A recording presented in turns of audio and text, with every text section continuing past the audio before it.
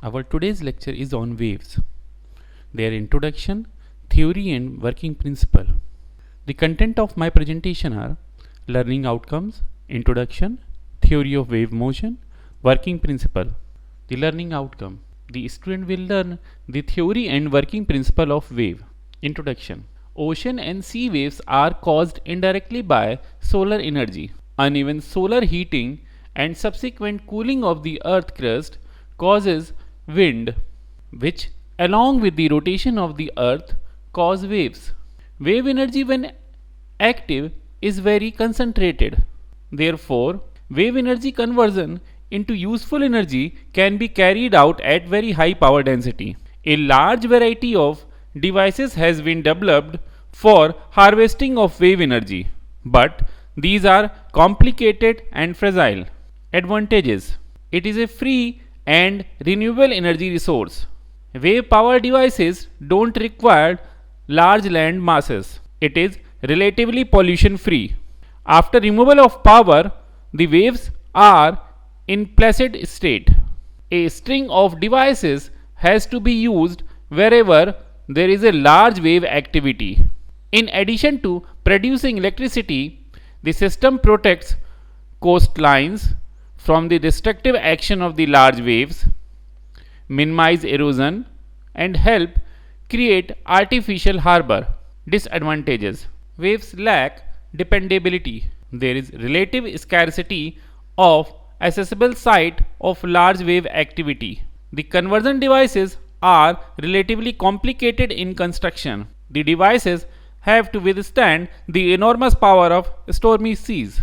There are unfavorable economic factors such as large capital investment and cost of repair, replacement and maintenance. Wave motion. This is the wave. This is called progressive wave. This is crest. This is trough. Here some parameters are we are defining. Lambda is the wavelength. A is the amplitude. 2a is the height. Tau is the period.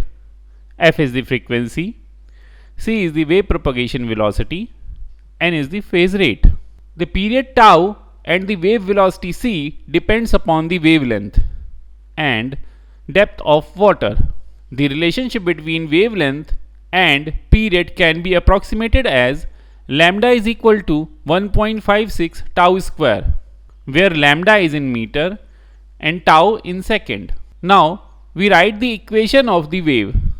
Equation of wave is y is equal to a sine 2 pi by lambda x minus 2 pi by tau into theta, or this can be written as y is equal to a sine mx minus n theta, where y is the height of the wave above the mean level, theta is time, m is equal to 2 pi by lambda.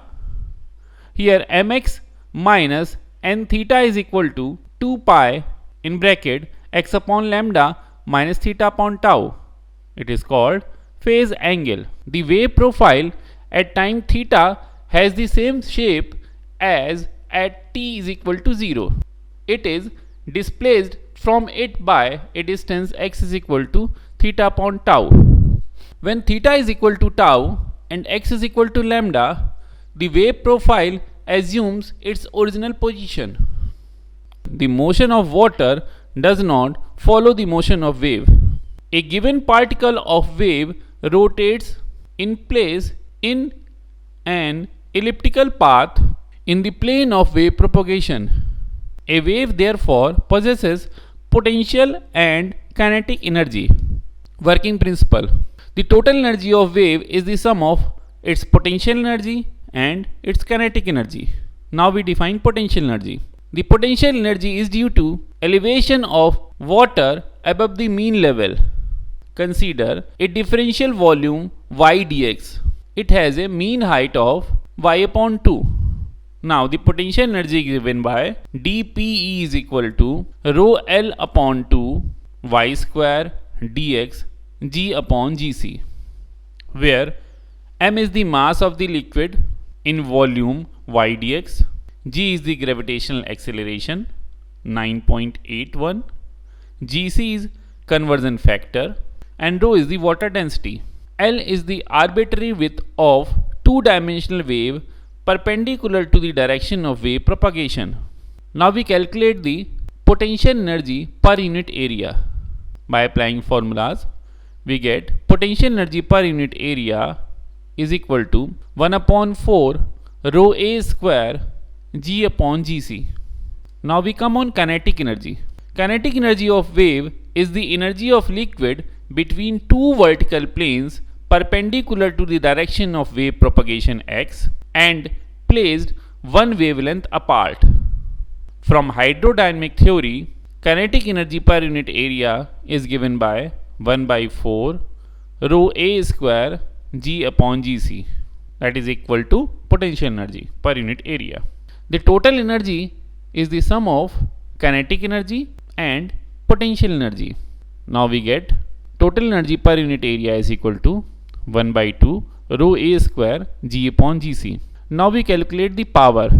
So power per unit area is 1 by 2 rho a square f g upon gc. Thank you.